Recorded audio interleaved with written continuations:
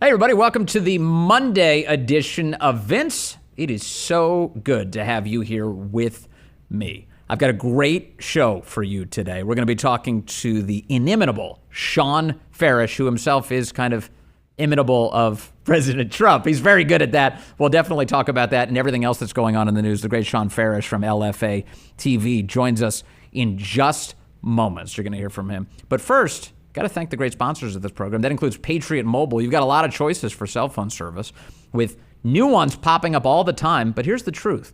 There's really only one that boldly stands in the gap for every American that believes that freedom is worth fighting for, and that's Patriot Mobile. The good news is you can switch to Patriot Mobile today without sacrificing quality or service. Worried about coverage?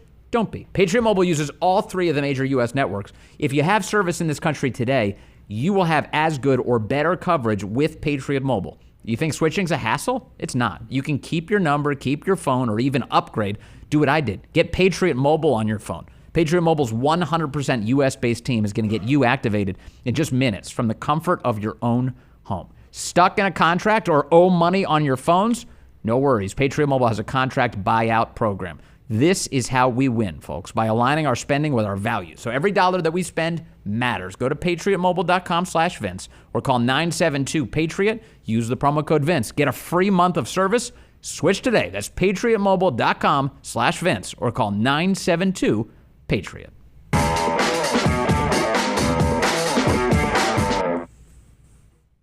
All right, we got an exciting show for you today. I'm excited because I love everything that my guest produces on social media and across the internet. He's always creating great stuff, and that's why I'm always so pleased to have a conversation with him face-to-face. Well, practically face-to-face. It's over the internet. But still, in person, we've got Shawn Farash, LFA TV's own Shawn Farash. Great to see you, Shawn. Thank you for doing this today.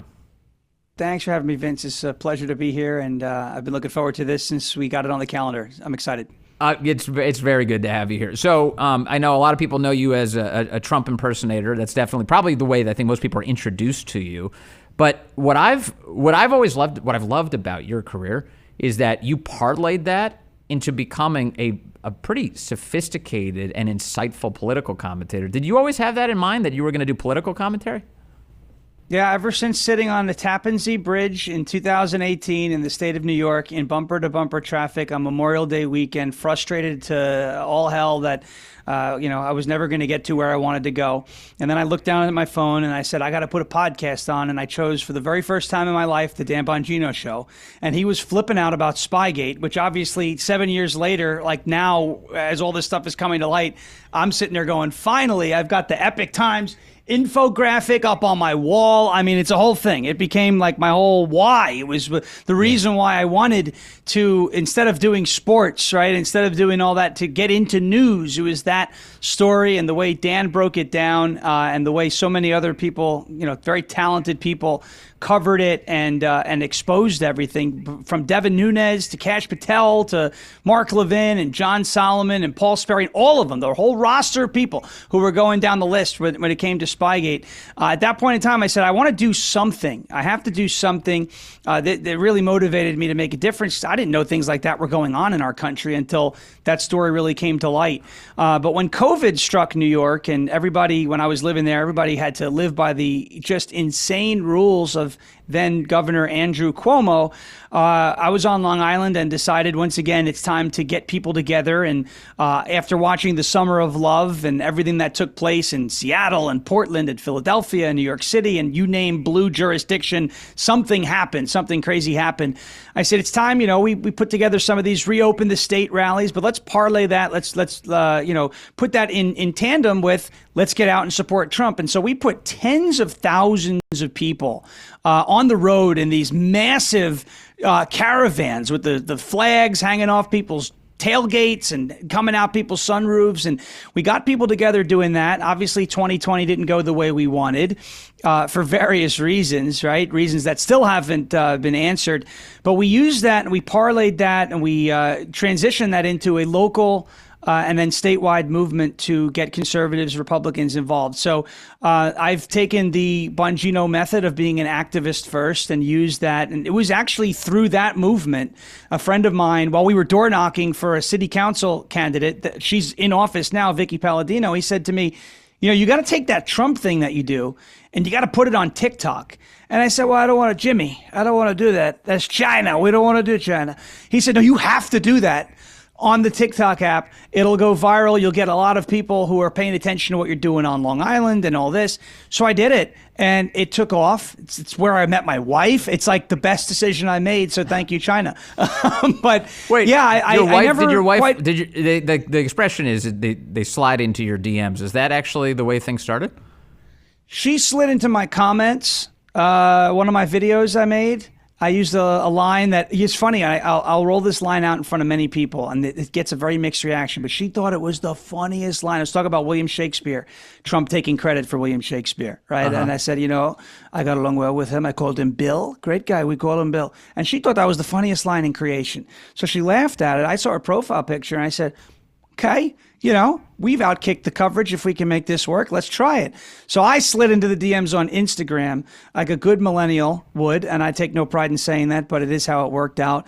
She was in Florida at the time. I was in New York, and now we're both in Tennessee, very happy. But yeah, it was that little act online, if you want to say that, right? That bit that I would do, and it's worked in many different places, radio stations and podcasts and all that. And now we're here, and it's been great. I always wanted to, like you said, that's how a lot of people will get introduced to me, and that's great. Yeah. That's wonderful because it's a humorous way, and I guess an engaging way to talk about the current events without being too, blunt and hitting people over the head with a 2x4. Yeah. But then there is time to get serious, and it is time to break down, different outcomes and the way different processes work.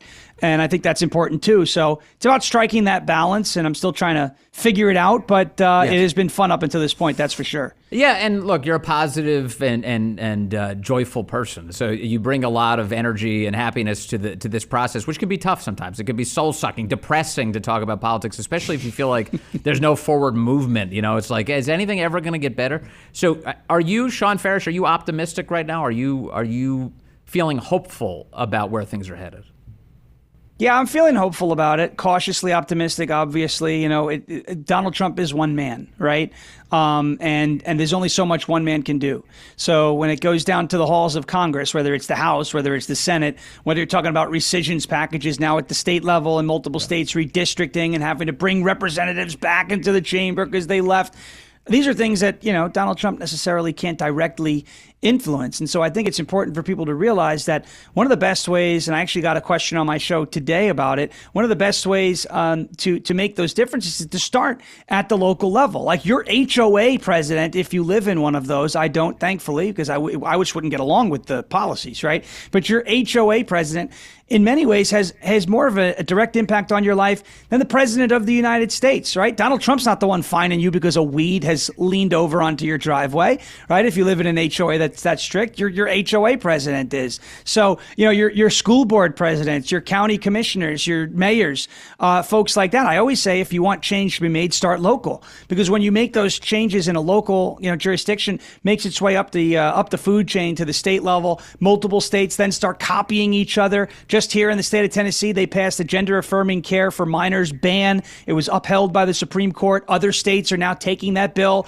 copying it, pasting it. But these are things that started locally. These are things that started by men and women in our state legislature that you could bump into, at a restaurant here getting hot chicken, right? So everything good comes from being involved locally at the individual level. And it's how you grow that, how you water that flower and let it blossom, that really ultimately makes a difference. So for that reason, because I know people are capable of doing that, I'm incredibly optimistic, cautiously optimistic. Yes. I get that from, being a Jets fan. You mentioned I'm a joyous person, not during football season, because those guys take the joy. They suck my soul out every single year. But we throw them off to the wayside. We know that we're in control politically right now. We have the opportunity to win. Yeah. If everyone just takes a little bit of initiative, we'll get it done. Well, you're good. So you're a Jets fan. If you keep your expectations low, you're always pleasantly surprised. And here you have, look, think about the last few years, though. I see people out there who are still blackpilling. Oh, nothing's ever going to get better. Everything's going to be destroyed. Well, hold on a second. The Roe v. Wade was overturned completely. That's a massive win. People in the United States desperately want borders, and the president is now reinforcing our sovereignty at our border. That's an 80-20, 90-10 issue. We've won on that issue. People want to fund the police. They don't want to defund the police. They want law enforcement in their community. We've easily won on that issue. And the issue you just mentioned out of Tennessee, but certainly all across the country, mutilating children, nobody's on board with that. Letting men play in women's sports, now nobody's on board with that. There used to be a lot of cowardice around those issues, but it was thanks to activists like you, Shawn, people who have fought for decency to be restored, that we've made a lot of headway. I mean, there's a lot of reason for celebration. I'm glad you mentioned that there used to be cowardice surrounding those issues and there isn't anymore. Because for the folks who are saying nothing's happening, nothing ever happens, therefore nothing will happen. Well, it's not raining today, but that doesn't mean it can't rain tomorrow, right? I mean, it's very simple, right? And the other thing is, for years, I mean, Donald Trump first came a couple days ago was the 10-year anniversary of the first Republican presidential debate where Donald Trump iconically answered Megyn Kelly's question with only Rosie O'Donnell. The greatest response I've ever seen. It was the best, right? But that was 10 years ago.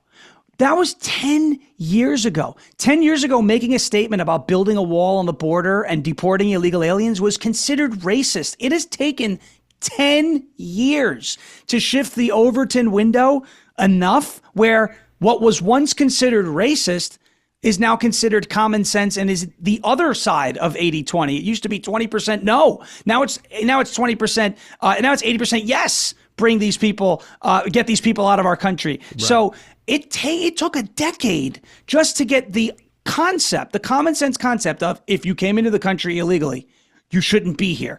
It took a decade to become acceptable. So for the folks who want every aspect of life to get better in 6 months or a year or 2 years, these are probably people that if you sat them down and had a face-to-face conversation, slipped them a little truth serum, they would admit that they cook their steaks in the microwave because they can't wait if it's on the grill. They don't care. They don't want to do it low and slow. Yeah. They want it now. And what you're sacrificing is you're sacrificing quality for time. You're going for that instant gratification. I always compare it like you want to eat a donut because it tastes good today. But if you keep eating donuts, you're gonna look like Chris Christie, right? He's a sloppy guy. You don't want to look like Chris Christie of the future because you ate too many donuts. So how about you make the sacrifices now and you be a little patient? Yeah. And you let these processes play out. And I'm fine with being skeptical. Again, Jets fan, cautiously optimistic, skeptical of people and things that they tell me good things are happening, right? Yeah. But I'm okay with skepticism, but not negativity and toxicity. Okay. The right people are in place now. I think we're going to see good things happen. I love it. All right. In a moment, I want to continue with Shawn Farash. I'm going to ask you, Shawn, about whether or not people don't realize this. Maybe it's a good thing that the left is so crazy. More in just a moment. You already know the name, Blackout Coffee, proudly the official coffee of all of us here at Silverlock, and there's a reason for that. This is bold, unapologetic, America First roasted, fresh right here in the United States. It's not grocery store junk. Blackout Coffee delivers rich, high-quality roasts that actually taste like freedom. And now you can set it and you can forget it with auto refill and recurring delivery. That means no more running out, no more watered down backups, just your favorite roast delivered fresh on your schedule. And boy, it's delicious. One moment, taking a sip. Whoa, that's Blackout Coffee. It's the best. Pick your favorite roast, how often you want it delivered. You can get the discount. You can get double the rewards, free shipping to your doorstep. What are you waiting for? Get that delicious cup of coffee. I drink mine black. You can drink it however you want, but it's really good.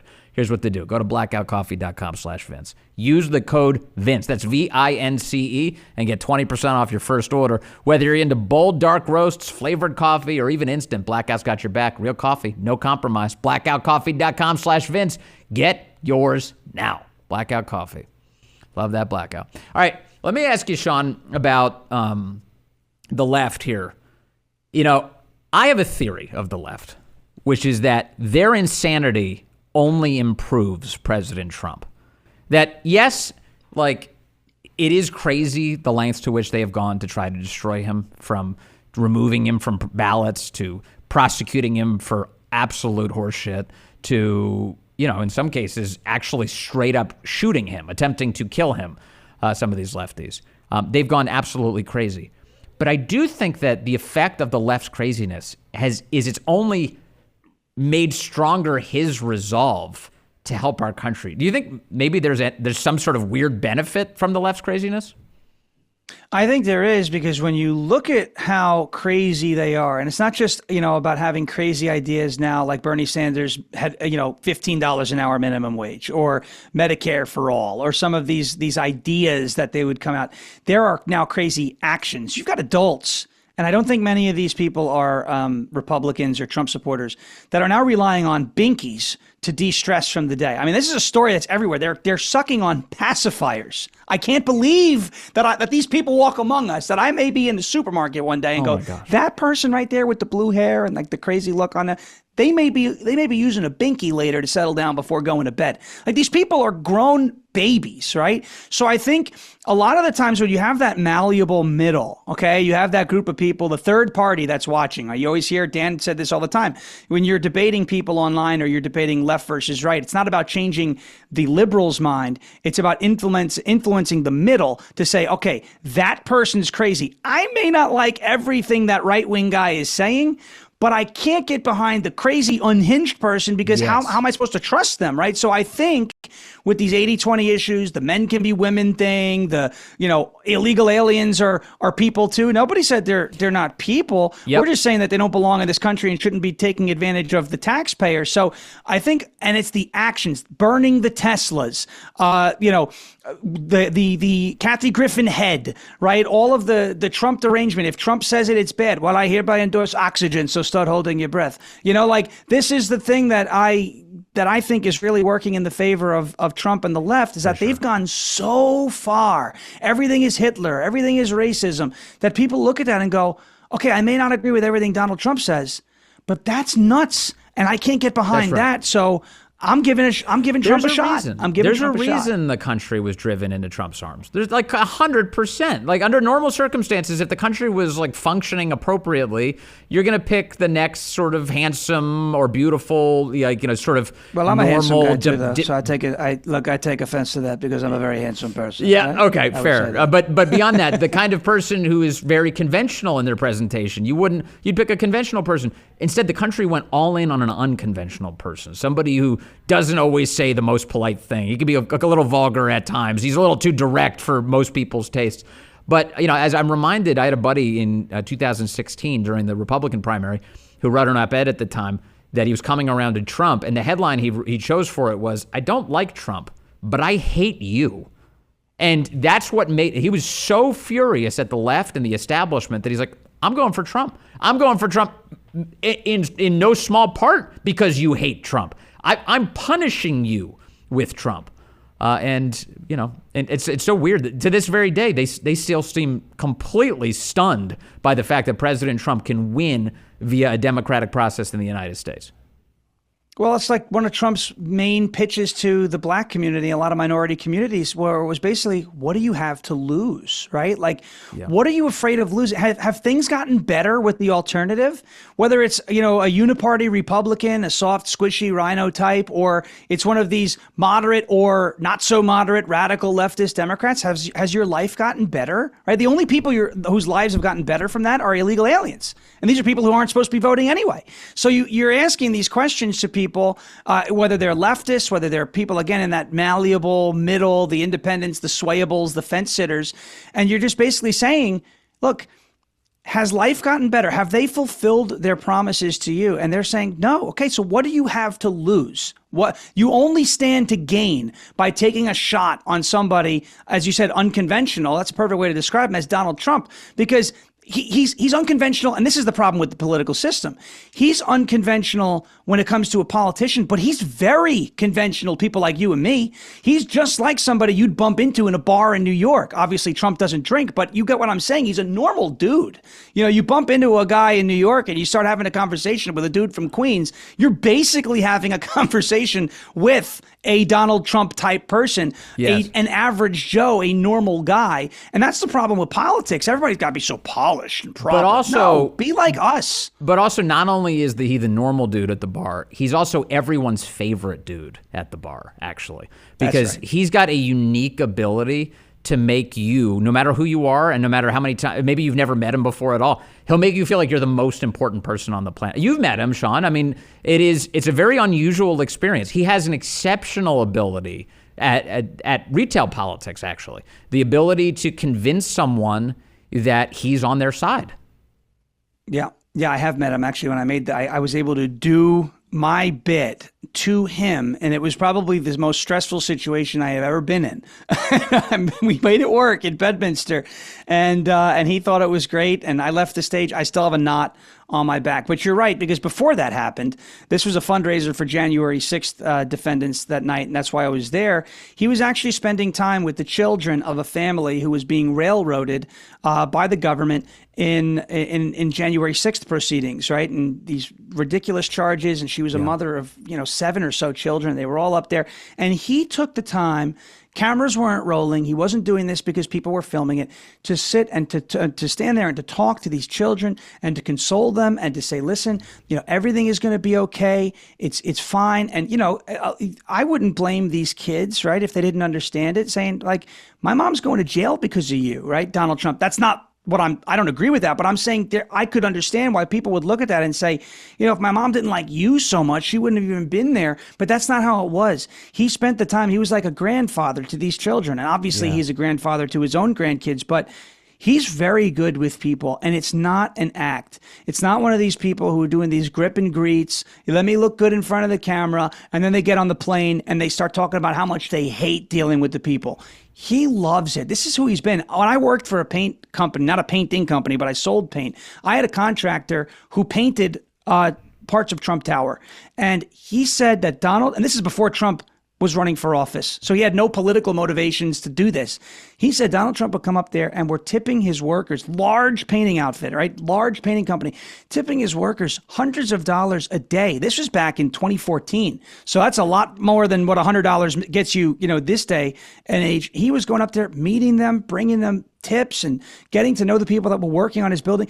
This guy likes people, right? He likes to be around people. And I get it. There's this persona where he says nasty things about women and the whole thing, and this act that he put on in front of cameras. But that's just, him being, I think it's him being funny. He loves being around people. He makes everybody feel wanted. Everybody feels special. And it's one of the things that I have personally witnessed with other people, the lengths that he goes to show people that he appreciates them. Yeah, I love it. All right, in a moment, I'm going to test your understanding, getting inside of his mind, because we're going to ask you to do a couple of impromptu, just spur the moment impressions. I've got some ideas that I always think to myself, how would Donald Trump react to this? Well, we can test that today with Shawn Farash in just a moment. Hey, by any chance, have you heard of Caralluma? This is an edible cactus. It grows in India, and it's a natural appetite suppressant. Caralluma is just one of the natural ingredients that doctors added to a remarkable weight loss supplement that's called Lean. It's from Brickhouse Nutrition. If you've got a bold summer weight loss goal, but injections are not for you, here's what the doctors who formulated Lean have said. They said this supplement is as close as we've come to the benefits of those popular injections. Like injections, Brickhouse Nutrition's Lean was created to help maintain healthy blood sugar and help control appetite and cravings. But the rare ingredients in Lean are also designed to help burn fat by converting that fat into energy. And the best part, no needles, just real results. Their doctors created a healthier way to lose weight by capturing the power of natural ingredients. Like Caralluma, it's just smart. Let's get you started with 20% off. Just use the code Vince20 at takelean.com. That's code Vince20 at takelean.com. These statements have not been evaluated by the FDA. This product is not intended to diagnose, treat, cure, or prevent any disease, and it's not a substitute or alternative for care from a healthcare provider. Our thanks to Brickhouse Nutrition. Also, I want to thank the great people at Birch Gold for supporting this program. Could the continued divide between Trump and the Federal Reserve actually put us behind the curve? Can the Fed take the right action at the right time, or are we going to be looking at a potential economic slowdown? And what could all of this mean for your savings? Well, consider diversifying with gold through Birch Gold Group. Now, for decades, gold has been viewed as the safe haven in times of economic stagnation, global uncertainty, and high inflation. And Birch Gold makes it incredibly easy for you to diversify some of your savings into gold. If you've got an IRA or an old 401k, you can convert that into a tax-sheltered IRA in physical gold, or just buy some gold to keep in your safe. First, get educated. Birch Gold will send you a free information kit on gold. All you have to do is text my name, Vince, to the number 989898. Again, text Vince to 989898. Consider diversifying a portion of your savings into gold. That way, if the Fed can't stay ahead of the curve for the country, at least you can do it for yourself and your family. Data and message rates apply. All right, we continue with Shawn Farash here, who is, of course, the great host at LFA TV. Shawn, now we're going to put you to the test. This is the portion where I'm going to ask you to use the magic skill you have of impersonating the President of the United States, because I am always constantly wondering about all sorts of things the President doesn't talk about, although he talks about a lot. Let me start with the heroism of the man we know as Big Balls. Big Balls! This past weekend, Big Balls was in the streets of Washington, D.C., and quite unfortunately, he was attacked by a mob of out-of-control teenagers looking to carjack him and his lady. He defended his lady, pushed her into the vehicle, and then he turned to face the mob and undertook some sort of beating from a dozen different people. The police arrived, thankfully. But Big Balls, once again, performing an act of heroism. What would President Trump say to Big Balls if he had the chance? Well, he would say that Big Balls did a tremendous job. He did a fantastic job. And, he has the second biggest balls in Washington, D.C., because I'm President Big Balls. They call me Biggest Balls. Nobody's got it. Nobody's got a bigger set. I can tell you that. We even talked about it on the debate stage with Marco Rubio not too long ago, back when he was little Marco. He's medium-sized Marco now. He's getting bigger. He's doing a great job. But I would say to Big Balls, tremendous job. But if it were me, I wouldn't have gotten beat up so badly, right? I would have taken care of those people. But you still did a tremendous job. And we're going to award Big Balls the Medal of Freedom. I think we should do that. And we're going to call it Operation Big Balls when we clean up Washington, D.C. But he did a tremendous job. That's fantastic. I completely agree with all that. Fully endorsed Medal of Freedom for Big Balls. And again, I think the night, you know what could happen? You could actually help the president out a lot. He could focus on being in the Situation Room, and you could just do his public commentary for him. It's not many times that you can do that, where you can be in two places at once. I think if Shawn Farash gets recruited by the White House, that'd be possible. All right, let's explore another scenario. The President of the United States, I'd like to get an advanced picture of what this looks like, is right now considering meeting directly with Vladimir Putin to settle up the Russia-Ukraine war. Take us inside the room, Shawn. What's that going to be like as the president talks to Vladimir Putin? Well, we get along well with Putin. I've always got along well with Putin. And in my first term, I sent them, they call them nesting dolls. They're matryoshka, right? You start off with a big one. It looks like Rosie O'Donnell, right? And you open it up and it gets smaller and smaller. You went from Rosie O'Donnell to the Beast of the Southeast. I call her Stacey Abrams, the Beast of the Southeast. She's horrible. And you get smaller and smaller and smaller until you hit the little tiny governor of Florida, who I happen to like a lot, Ron DeSanctimonious, who used to be DeSanctimonious. Now he's DeSantis. He wanted to be my vice president. I said, no, you have a better shot at being the mayor of Munchkinland, even in your boots. But we love Ron. He's a great guy. But we're going to meet with Putin. We get along well. Crooked Joe did not get along well with Putin. They called it Tootin' with Putin. He had a horrible time with him. And Vladimir Putin did not want to go near him. But Putin likes me. I like him. There was no collusion, of course, but we get along well. We have a great relationship. And we're going to make a deal. We're going to make a deal. And he's going to be very happy about it. And we're going to be very happy about it. The United States and Russia are going to make a deal. I love it. That's great. So when that happens, by the way, when that all goes down, just know that you heard it here first. Shawn Farash shared that. All right, and then finally, for you, one of President Trump's favorite topics is a congresswoman from Texas by the name of Jasmine Crockett. This past week, the New York Post reported that not only is she a lunatic in public, she's a tyrant to her staff. She treats them like utter garbage. And spends most of her time when she's not on television screeching about racism. She just lays up in her luxury apartment and pretends to do work there.